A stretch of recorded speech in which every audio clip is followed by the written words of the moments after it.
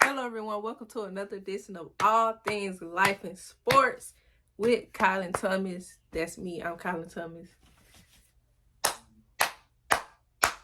We about to get into it. Why the committee absolutely got it right. Georgia fans, I tried to tell y'all. Florida State fans, I tried to tell y'all too. You. Georgia fans, Florida State fans, I tried to tell y'all. Even with Jordan Travis, I did not think y'all was that good of a team. But y'all would have got in anyway because y'all did go undefeated and he didn't go down. But we're going to get into it. Listen, the committee absolutely got it right. We know UGA, no FSU. And now one of our rivals, and now all of us on January 3rd, where all of us going to be? Watching somebody try to get the national championship. Matter of fact, I might host a little I might host a watch party. I might host a watch party for any Gator fans, Georgia fans, FSU fans that want to come. We can all gather for one common goal, and we we can watch the playoffs. Cause that's what y'all doing. Y'all right along with us watching the playoffs on January 3rd. Let's get into it, though. Let's get into it. I tried to tell you. I tried to warn you. I told y'all Alabama was going to beat Georgia. And in them beating Georgia, that was going to shake everything up. I told y'all this. Look, let's get into it. The committee, they got it right, kind of. I still think it should have been Michigan 1, Alabama 2, Washington 3, Georgia 4. I don't know where Washington is just getting this cred. But anyway, I still think it should be that. It's the 4 best teams, not the 4 most deserving. I don't fair. The 4 best teams. If we line up who are the 4 best teams, that's who it should be. Georgia goes undefeated, has not lost in 2.5 years, and loses 1 game in the SEC in the championship game, and they're out. Washington's better than them. Texas is better than them. Only reason Texas is in because they beat Alabama. And in order to get Alabama in, you have to have Texas in there because they beat them because of the head-to-head thing. Look, let's get into this head-to-head thing. They beat them in week 2. Miro had been benched. This is a whole different Alabama team. They won every game straight since then, and then took down the 2-time defending champs.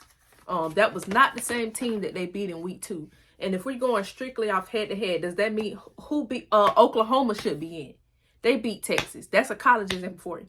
Are the New York Jets better than the Philadelphia Eagles? I'll wait. Are the New York Jets better than the Philadelphia Eagles? Who would say that right now? But because they beat them head-to-head earlier in the season, automatically the Jets are better than the Eagles. So, no, strictly off of head-to-head, Texas should not be in over Alabama. Over Georgia. I still think Georgia should be in. We talking the 4 best teams. I understand they were not going to do 2 SEC teams. You know, that would be very SEC homerish. They're not going to do that. But let's get into why they did get it right in this case, though. They absolutely got it right. Let me tell you one. FSU, I understand y'all undefeated. Y'all won y'all conference. Let's look at y'all conference. Let me pull up y'all conference. Y'all opponent record. Because y'all want to talk about y'all conference, right? FSU, y'all the same team. The same team that want to get out of the ACC because you feel it's trash and you feel like you're better than the conference. But you go undefeated in said conference. Now you're trying to use it to your advantage as to why you should get into the playoff. This is the same conference that y'all feel is trash and you want to get out of. But now you want to use it to your advantage to get into the playoff. No, let's look at it. Let's look at the principles on how the committee chose who they choose to be in the 4. Conference championships 1, FSU has that. Strength of schedule, they do not have that. FSU's strength of schedule is 55th. 55th. And that's very predicated on that trash division that you are in. But anyway, head to head. That's why Texas is in over. That's why Texas is in. Nobody really on here in the 4. FSU is played head to head. Comparative outcomes of common opponents. You struggle against Louisville. Kentucky beat Louisville 38-31. Alabama beat Kentucky 49-21. Georgia beat Kentucky 51-13. So, but anyway, we gonna look. I'm coming with facts. You know what I'm saying? Y'all talking about we undefeated. But let me give y'all the content. Let me tell y'all the stuff that y'all not talking about. But anyway. So common opponents. You beat Louisville. Okay, I get it. They were scoring 30-something points a game. Louisville wide receivers had a lot of drops that night too. Let's be honest. And I give y'all this. Brock Glenn would have not been a quarterback. Tate would have been back. I give y'all that. So let's look at how y'all played against Tate. Y'all struggled against my Gators. We suck.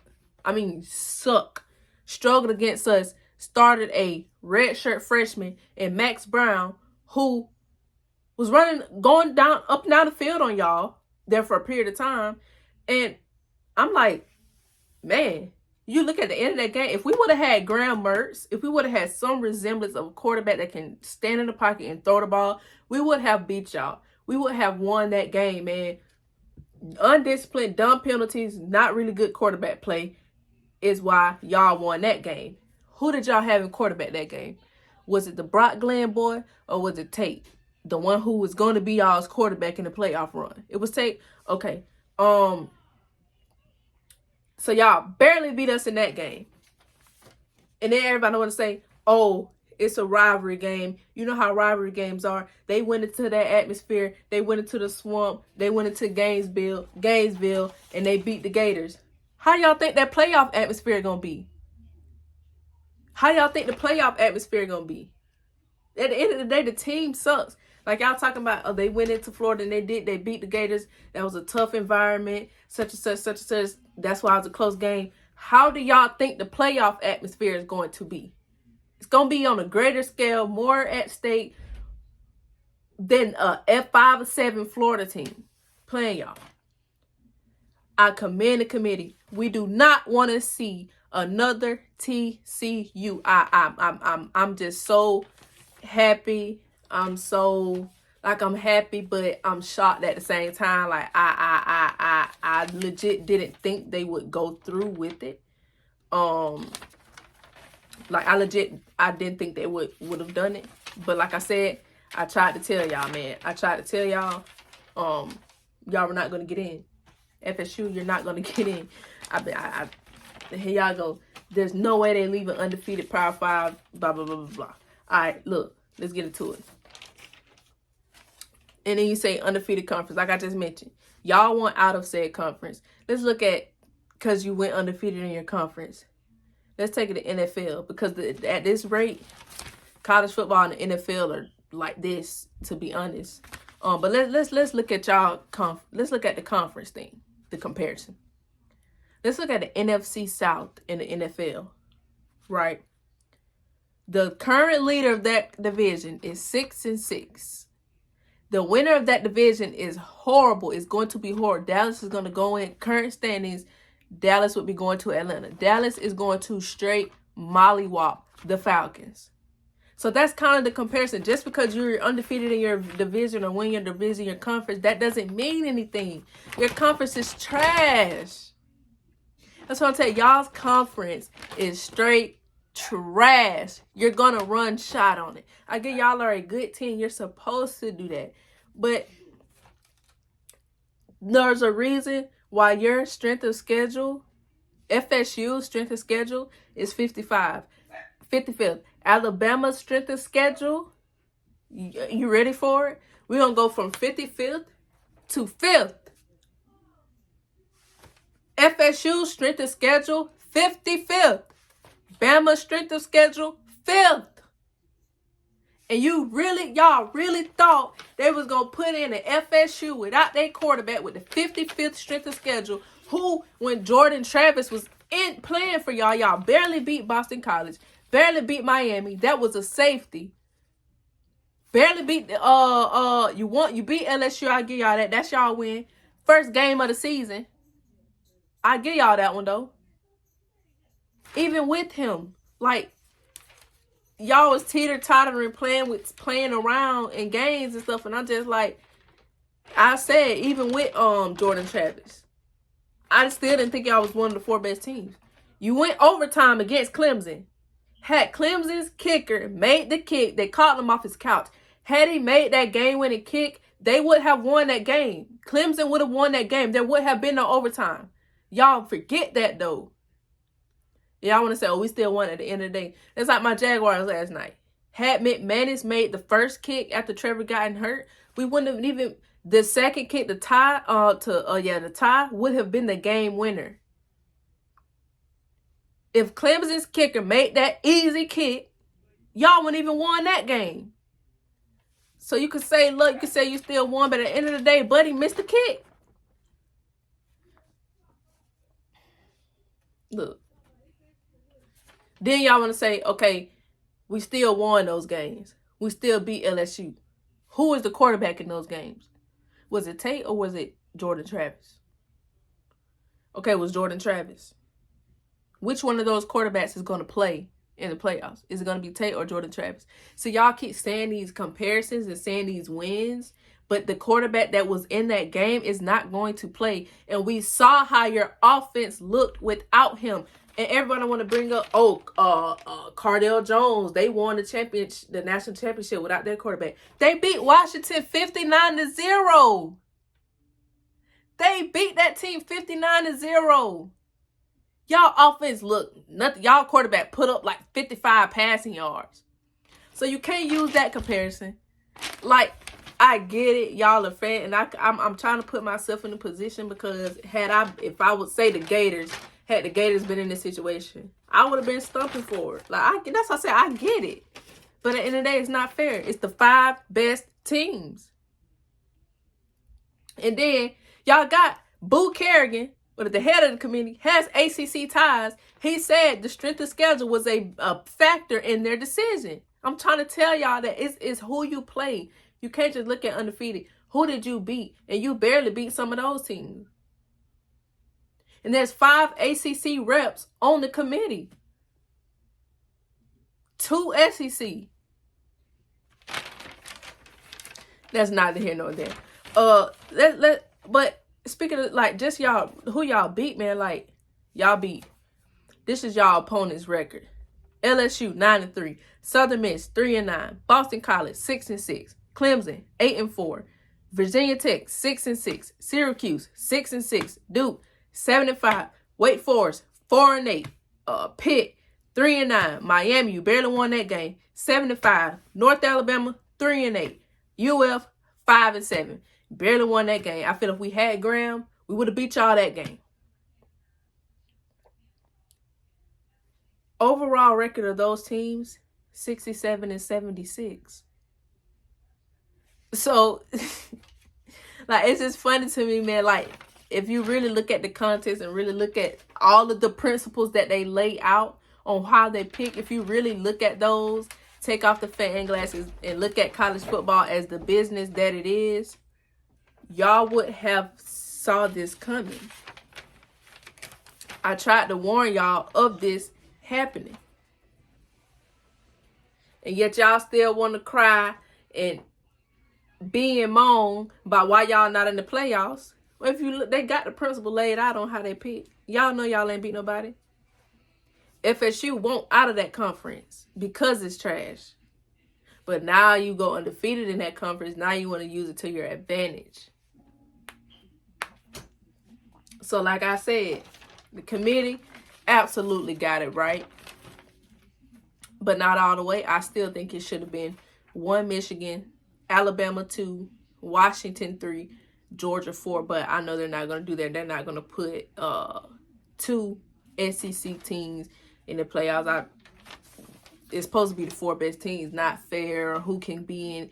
But anyway, we know they're not objective when it comes to that.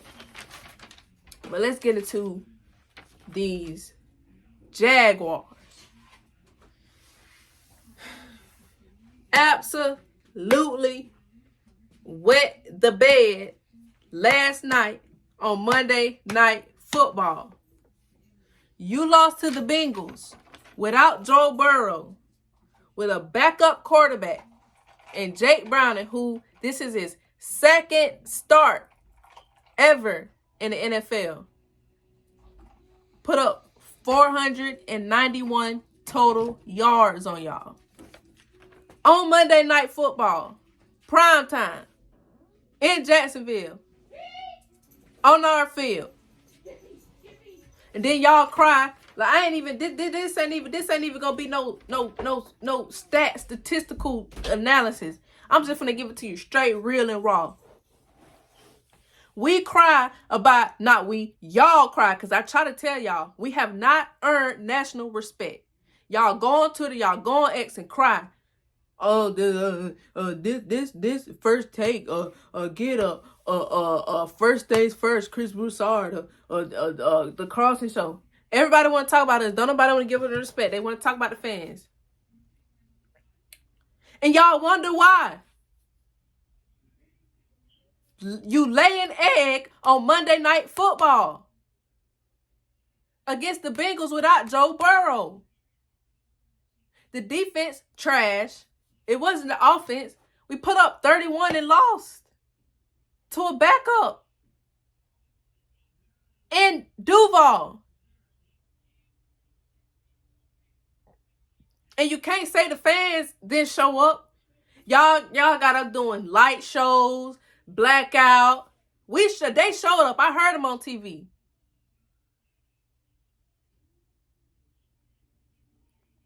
And then you show up and show out. You get loud on defense. Then your head coach and Doug Peterson post-game basically blames us for getting loud on defense due to the reason why the defense sucked. They didn't suck against the Chiefs. It was the offense. The Chiefs at home, prime time. 49ers at home, prime time. Texans is a home loss, wasn't really prime time at the time. At home loss. Lose to the Chiefs, lose to the Niners, lose to the Texans. And you just lose on Monday Night Football in Duval when we haven't hosted and had a Monday Night Football in 12 years. And we see why. Like, I mean, I just don't like, why can't this team just have consistent, sustained success? Consistent, sustained success. The defense was playing well. Offense was trash. Offense is picking up. Now the defense is laxing. And I'm always defending the defense. I picked them to go top 5. Chris Broussard had points. Looking now, our pass defense is horrible. Even in games where we should be going away, the defense will kind of let them back in. Offense gets that, and the defense let them back in. And then you go out there and lay a dud on Monday Night Football. Oh, and that's not all. We got another primetime Sunday night game at home against the Ravens. Jake Browning just did that to us with all the RPO in motion. Can you imagine what Lamar Jackson is going to do to us? But then again, I don't know. We might actually play great. We might actually show up for that game. Because this team tends to thrive when they're the underdogs. Like we can only beat the Titans and the Colts at home?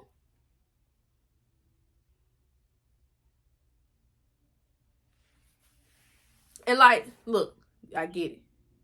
Ain't gonna lie, when the schedule came out, my dad told me he wasn't renewing the season tickets. I was like, dang, this schedule, but I see why. We can't be, y'all paying season ticket money to go only watch them beat the Titans and the Colts every year. Granted, we would have got access to the Bengals, to these two primetime games. But what good is it if we're not gonna show up? We are not an elite team. I'm no longer arguing that with people. Like all this time I'm arguing, oh, we going to the Super Bowl, we can do this, we can do this, we can do this. I'm not arguing that no more, man. I'm just going to save my breath. I'm going to keep my blood pressure low. I ain't arguing that with people no more, man. We not an elite team. When we do get the opportunity to do something, we fold. Then your coach come out and blame the fan because we too loud. Hell, well, know what, Jazz fans? Let's just not go to home games. Maybe they'll play good if ain't nobody in the damn stands and yelling. Maybe they can talk and communicate. Or we can go, but on defense, let's quiet down. Like offense, you want us to quiet down. Defense, quiet down so they can come communicate and talk to each other so they know what to do. I just don't get it. NFL, flex us out of Sunday night. Put us on 1 p.m. Maybe we'll show up because we see, oh, they flexed us out. We're the underdog. Maybe that'll get them going. That'll get them to show up. I mean, get them right.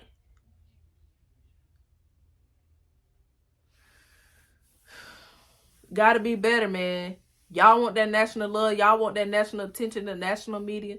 Then Trevor gets hurt. When that play happened, I saw it happen when he grabbed it. I was like, oh. But then I saw he went for Buddy to help him. I said, okay. Then he get up, can't walk. I said, there's the season. There's the season. But then we comes out that it's just a high ankle sprain. They're gonna manage him, see how he does day to day. And we're going to go from there on that. I don't think he should play against the Browns. Let Beathard get in. I think we probably could still beat the Browns with Beathard. If the defense shows up, maybe with that loss, everybody's back talking down on us. Maybe that'll actually help. That'll bolster them. We're back to being the underdogs. So we'll actually play well then. But look, that's all I got for y'all today. This was going to be short, sweet, concise. The committee absolutely got it right. None of the Gator drivers are in there. Great day. Great day in America. That's it for the All Things Life and Sports with Kyle and Thomas podcast. Make sure everything done before you try to have fun. Peace.